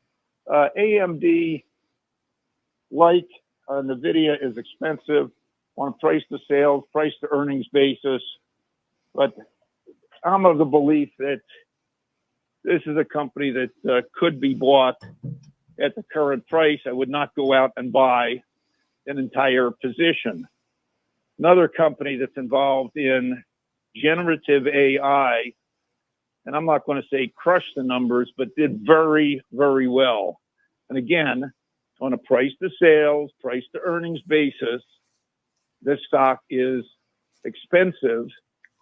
And some say it is a meme stock, primarily because a lot of institutions have not been adding or buying shares or even adding to positions. This is a company called Palantir. They actually have developed uses for generative AI, and they're not involved in developing large language models, but they are involved in taking data and being able to use the artificial intelligence to come up with very good solutions, not only for commercial purposes, but especially for, we'll say, government work. And the government work they do is involved around the Department of Defense. And they have contracts, I'll say, with the Department of Defense, as well as the Department of Defense in a little country in the Mediterranean that is currently involved in facing numerous enemies. This is a stock that is a little bit on the volatile side, has recently been added to the S&P 500. And again, after their very good earnings report, just shot up. This stock is up a lot. And for a small portion of somebody's portfolio, something to consider. So that, we'll call it, is the Internet 3.0, that being the use and development of generative artificial intelligence. There are, I'll say, the big companies, Apple, Amazon, Meta, who owns Facebook and Instagram, Google, and Microsoft are very, very big with artificial intelligence and developing the same for both commercial and personal use. And that will add to the companies will say, allure and eventual revenues. So that, sir, is some of the things that are happening and I am looking at. All right, you pill. Another brilliant Thank you. report. Thank you for calling me a pill. All right, well, another great report. We will talk to you soon, Pally. We will look forward to it. Be careful, I say, as you go on your walk today.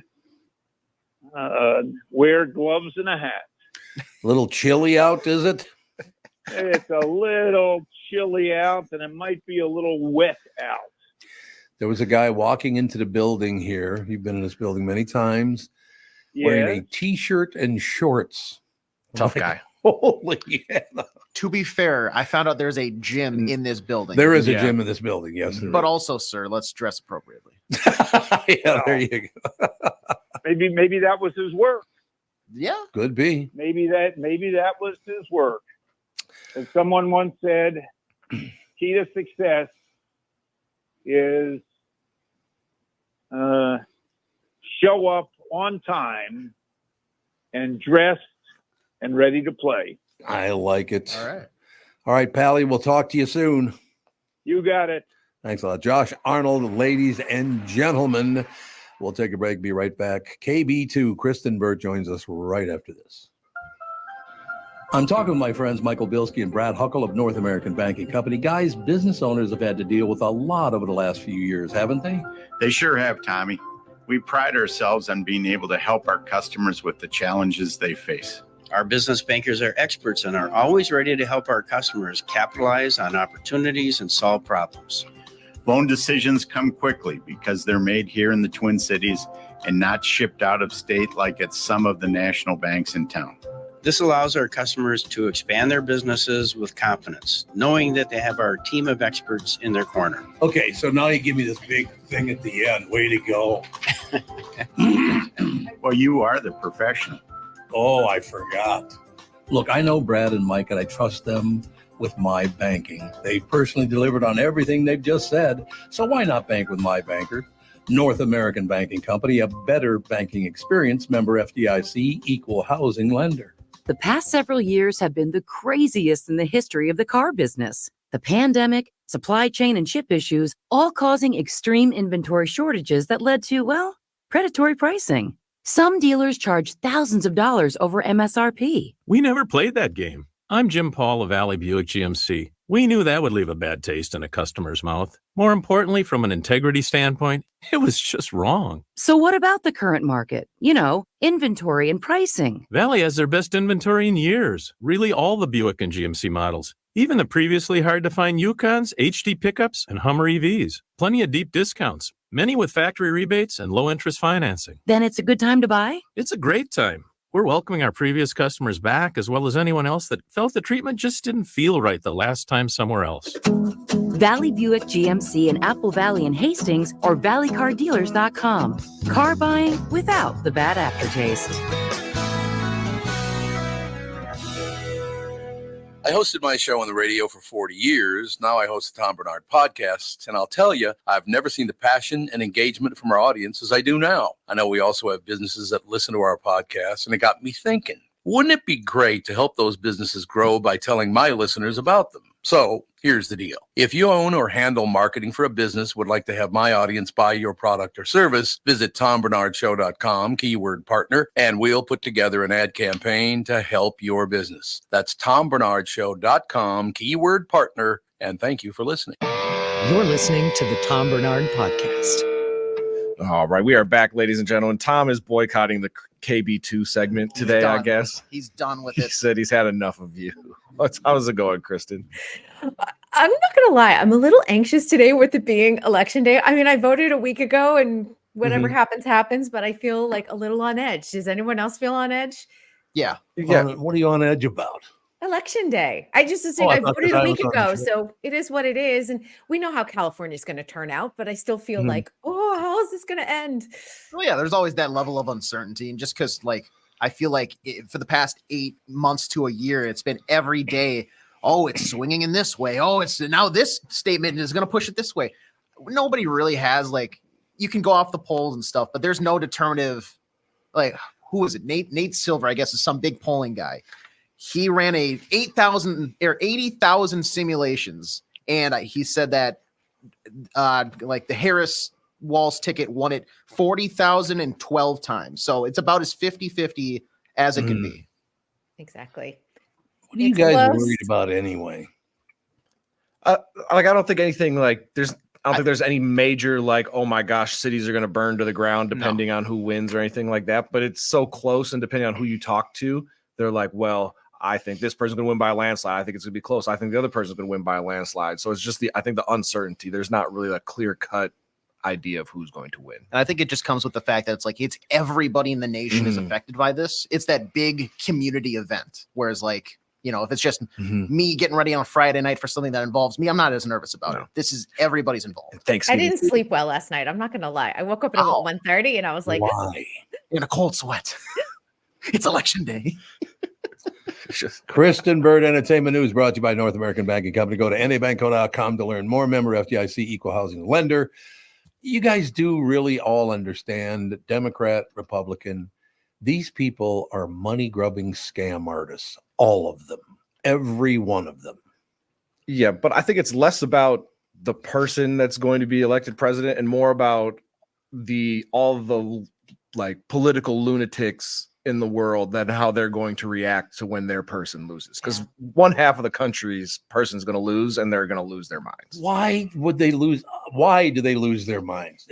I don't know. It makes no sense to me why you'd get that involved in politics. I know, but I think that there's a lot at stake for people who are members of the LGBTQ community, people who reproductive rights for women. There's a lot at stake there. There's a lot of concerns there. And I think that those are all valid. And I think those are reasons for some people to be stressed out. Now, nothing's going to change on day one. We all understand that. But I think people are thinking about the long-term repercussions, especially if you have kids or grandkids. You think about, listen, we've all been on this earth at least what, 2-3 decades? So, or longer, like me. But it's one of those I thought things. you were going to point some fingers there. No, I didn't. I pointed it at me. You're welcome. I know, but you're welcome. But it's crazy that I'm old enough. I don't think I'm old, but I also feel like I'm old enough. And Tom, you probably understand this too, in that things have changed so much in my lifetime. The good old days, things are so much simpler, and you never think you're going to be there. And then you certainly hit an age and you're like, oh my gosh, I'm actually there, and kind of feel nostalgic for things when things were a little bit more simple. And I'm someone whose childhood didn't have technology, kind of came in midway through my childhood. So it's one of those things I do see the clear line drawn of what was before and what it was after. So what are we going to do about that? Because you can't vote anybody in to fix it. No, I would like things just to be calmer though. And I think that would be nice. Both sides will agree upon that. And I don't know how we get there, but I would like at least to just everyone to respect each other's opinions. But I also would prefer that the people running for office also don't make it okay for things to be divisive. And that goes both ways. I'm not singling out any candidate. I'm just saying, in general, we have to learn to respect differences. But you know what's amazing about that is that in my life in particular, and then maybe that's why I have such a different view of politics. People have used politics against me my whole life because they can't figure out how I became so successful with no background at all. And they don't like that. I mean, I've had people go after me politically. That's why, to tell you the truth, I was no longer a Democrat, because the Democrats went after me huge during that whole assimilate or hit the goddamn road. And I will say that again to this day. We all need to assimilate to one another. We need to learn more about one another, respect one another, understand one another. We don't bother to do that. This is me, my party. It's what I believe. No, it's not what you believe. We need to come together. And that's all there is to it. Yeah. Now, I didn't like the Republican Party any more than I like the Democratic Party. So I'm stuck in the middle. I got nothing. I think more people are stuck in the middle than we think. And we're just, I think so, yeah. I think the squeaky wheels are on either end of the parties. And that's the problem. The squeaky wheels are the ones getting all of the airtime because they're squeaky wheels. And that's the way media works in this landscape. Whether it's entertainment, whether it's politics, whether it's sports, that's the way it works. But you know what's so amazing about that? My mother was a very hardline Democrat, and I mean big time Democrat. I don't disrespect Democrats just because of my mother. I mean, she was. I have a relative that hasn't talked to me in 25 years because that person found out I didn't vote their way. Stop talking to me 25 years ago over an election. What the hell is that? It happens more than you would think. It is very common. I remember working at the House of Comedy, and one of our headlining comedians couldn't find him. He was in the back hallway MFing one of his like cousins because they voted like one way or the other, and he hangs up the phone. Well, Thanksgiving's ruined, Tevin. And goes on. Some of your listeners will remember this, Tom. This is going like way back to the 2016 election. Will remember that I blocked my brother for 6 months after Trump won because my God, he was sending. Now I'm going to throw. He was sending memes that were inappropriately racially to me. What? You mean as a joke? What? As a joke, he did that. He thought it was funny. It was not funny. Also, I have a husband who has family members from Mexico, so it wasn't funny. Oh, he wasn't going to. He didn't go pile of garbage, did he? That's not great. No, it was not great. And so I blocked him for like 6 months on my iPhone, and then he got really sensitive about it. My mom's like, "Your brother's really upset." I'm like, "Hello." And then so I unblocked him at my mother's request to be nice, and then. What did he do? Like 2 days later, he couldn't help himself. And he sent another meme and he got blocked for like another 30 or 60 days. We've made peace since then, but it was very, very bad. And, my mom's like, why don't you be nice to your brother? I'm like, why doesn't he stop sending me terrible memes? They're not funny. I have to go back a few minutes here. So basically there are places where LGBTQ people are still not treated well. Oh, there are plenty of places. There are hate crimes. Why? Well, people are not open-minded. But it's not my business what you do with your wiener. No, and the stay away from transphobic kids hate. and the dogs. That's it, right? The transphobic hate is out of control. And I will also say that they only represent 1.5% of the population in the United States. Who does? The trans community. Is that even that high? I didn't even know it was that high. 1.5%. Yeah, I thought it was lower than that. Could be, but the number I saw recently was 1.5%. What if it's even 1%? Well, but that's the thing. Like, you may not know someone is trans. You just may not. But I'm saying, but in general, someone may not come out and say, let's pretend I'm a transgender woman. I wouldn't necessarily, if I met Tevin for the first time, be like, hi, I'm Kristyn Burtt and I'm a transgender woman. Like, that's not how it works. You know what I mean? And they're just trying to live their lives. And maybe it comes up in conversation once you get to know a person or whatever. But I think that you may be working with someone who is transgender and not know it. Yeah. It's possible. The way it's talked about, you would think that it's, 4 out of every 5 people you meet are trans. And like you're saying, you can, unless you're asking people actively everywhere you go, how is this impacting your life that much? Like, just everybody relax. I just don't really. 20 years ago, and it might even be 25 years ago, I had a man to woman trans person on and a woman to man trans person on at the same time. This was 25 years. You know the heat that I took for that? But I wanted to find out, what's this all about? Because I had never heard of it before then, right? I mean, there was, what's her name? Kristyn Jorgensen. Kristyn Jorgensen, I believe, was the first man who had a surgery to become a woman. Transgender woman, yeah. Yeah, okay. So I knew about that a long time ago. And again, I would say this. You leave the kids alone and the animals. Why would I care what you do sexually? I don't care. Raise your families with your beliefs because you were allowed to do that. And I think that's allowed. You don't know me very well, do you? Nobody allows me to do anything. But that's exactly. But that is your that is your freedom to teach your family what you believe, your morals, your values. But by the same token, I do not know of one single gay person in either side of my family. So it's not that I had gay relatives or anything. I just never gave a rat's ass. I don't care. Yeah.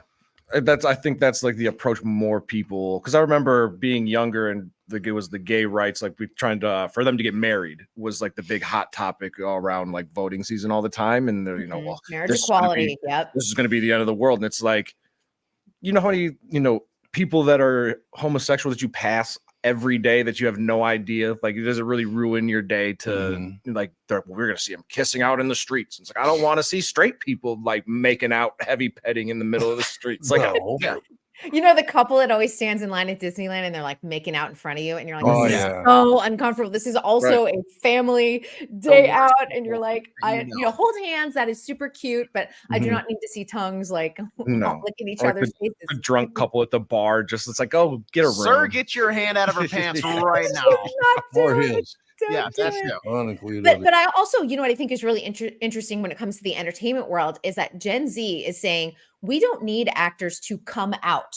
We are okay with who you are, whether you're straight or gay or bi, it's cool. And I love that too, that it doesn't have to be, because it used to be, you know, you look at Ellen DeGeneres and she's like, I'm gay. And she's like on the cover of Time, or actors would be on the cover of People. You don't need those covers anymore. We don't need that declaration. It's great. Live your lives, do your thing. But Gen Z is like, we're way past that. Like they are so far past that because they didn't grow up in an era where it was, they've only grown up with marriage equality essentially. So an alpha gen will probably be even more nonchalant about that because they're 12 and under right now. Now, I will say some people did use it as a weapon, because it did happen to me. There was a guy on Channel 11. He was I think a weather reporter, and he was gay and thinking of transgender surgery and all the rest of it. And I, to this day, don't understand. And this was like 20 years ago, something like that. He went on television and called me anti-gay. I never met the guy, never talked to the guy. Why would he do that? Because I had the most popular show in America. That's why he did it. Did you try to reach out to him?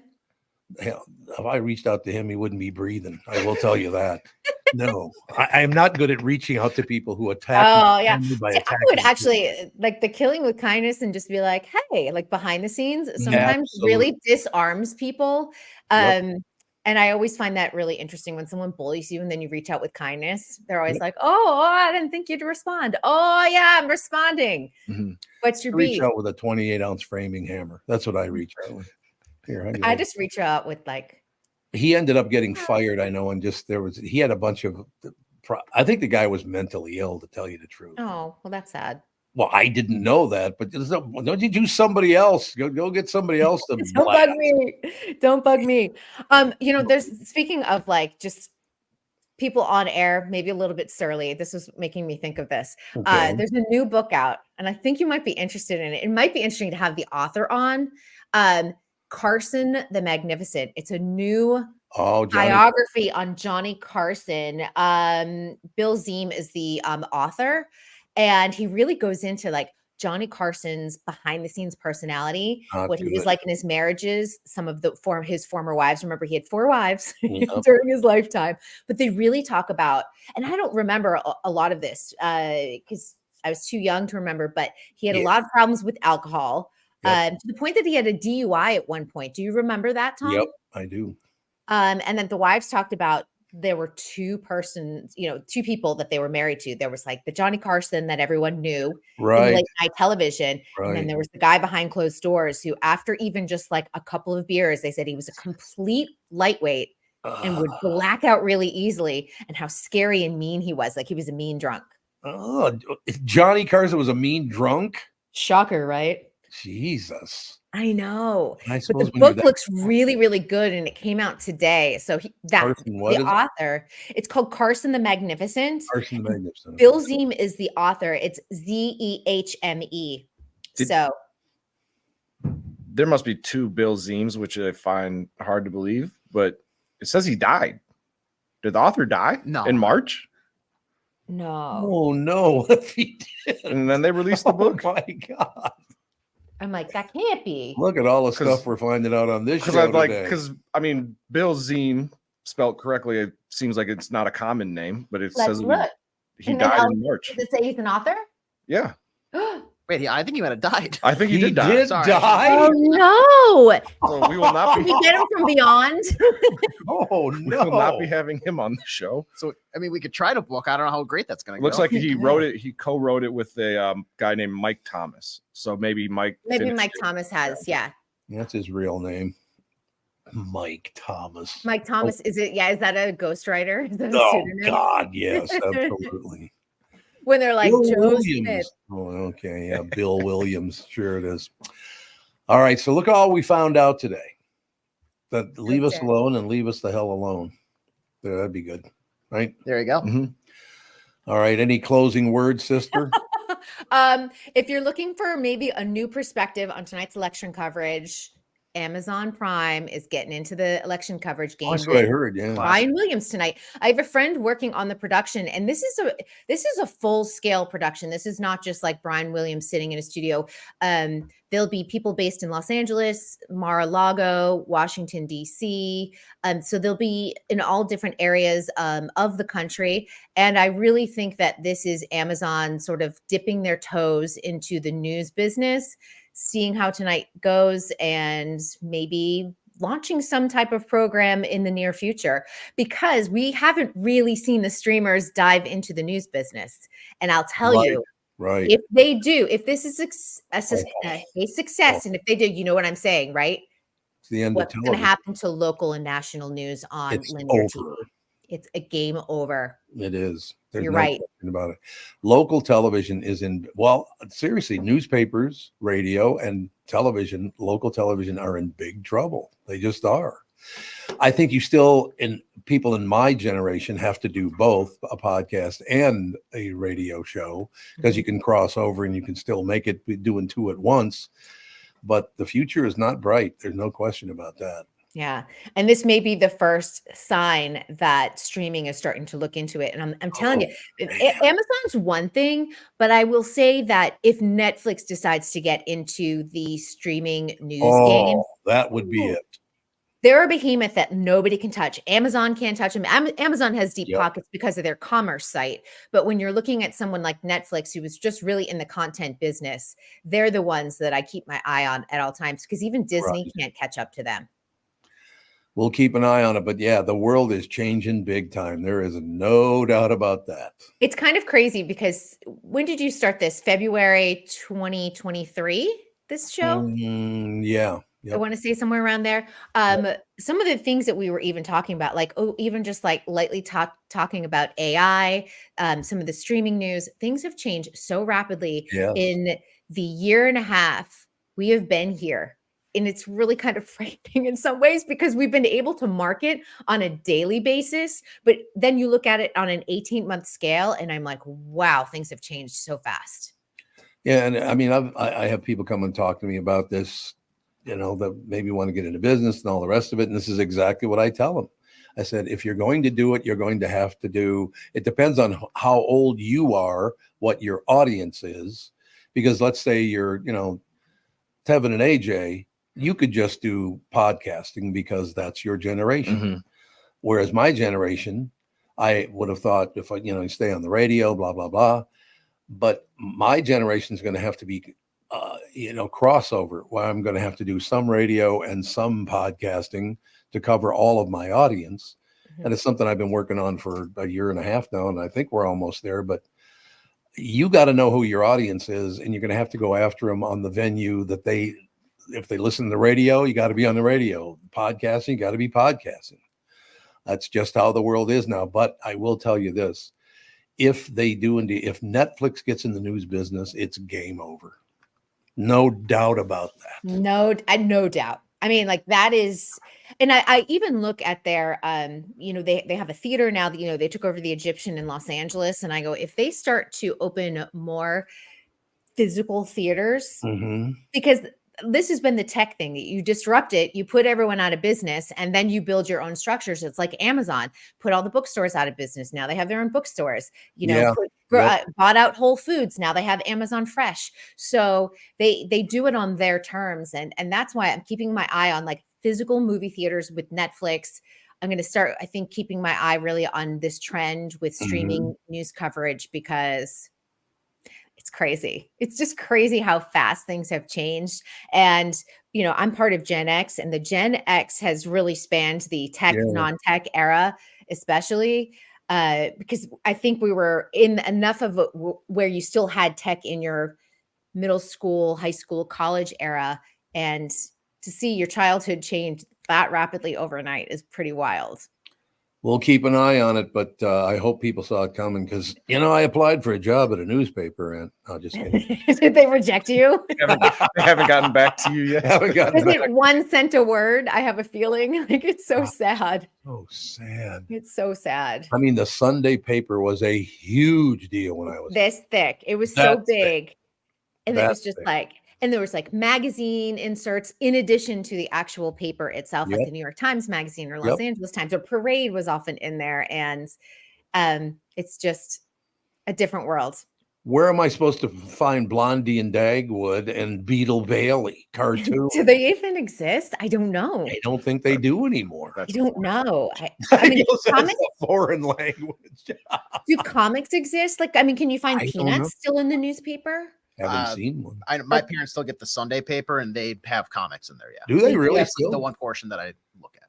I love it used to be like 2 pages of comics. I don't even know. It's like I mean, it's 1 page, but it's got a front, middle, back, and then like a giant ad for like, hey, What are you doing karate in there? Oh, everybody was He's auditioning for Cobra Kai, the last part of season 6. I am ready to go with Cobra. We got 5 more of them left. That's it. Yeah, Cobra Kai. This is it. I'm very sad. That was a really well done series. Very smart. Very well done. Yeah. It was very, very good. No question. All right. We'll talk to you tomorrow. Yes. Good luck to everyone today. Brilliant report. Stay sane. Thank you. Bye-bye. Kristyn Burtt Entertainment News brought to you by North American Banking Company. Go to nabanco.com to learn more. Member FDIC, equal housing lender. On the way out, seriously, I just, all that stuff about, them bad mouthing this and them. I don't give a rat's ass what anyone thinks about politics. It's how they affect your life. And let's be honest, I'm not saying all of them, but a huge percentage of politicians are in it for the money. And that's just the fact. They don't give a rat's ass about serving you. They want to make a lot of money. So be careful. That's all I'm saying. Yeah. And everybody be an adult when you're having political arguments. Oh, that's not even possible, is it? Everybody be I'm an gonna adult. kill you. It's like, Right. settle down. Yeah, kill someone over how you can vote. Yep. Relax. All right, fellas, we're gonna be back tomorrow. You're just gonna take tomorrow off. Yeah. I don't know. We'll see if the world is still standing. Yeah, if my house is still standing, then I'll be here. You'll be good to go. Yeah. All right, family's up in about 5 minutes.